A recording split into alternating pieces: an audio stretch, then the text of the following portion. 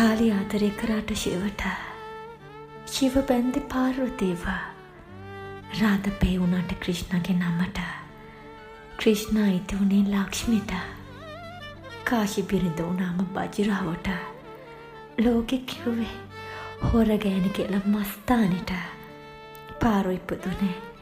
දේව් වෙනුවෙන් වුණාට දේව් නැවතුනේ චන්ද්‍රමුඛී ගාව මාධවී මවක් වුණාට කෝවලන්ගේ ලේයට කෝවලන් නැවතුනේ අන්තිමට කන්නගේ කාව ජීවිතේ බෙදාගත්තේ දෙන්නෙක් වුණාට තව කෙනෙක් තනි වුණා ආදර කතාවල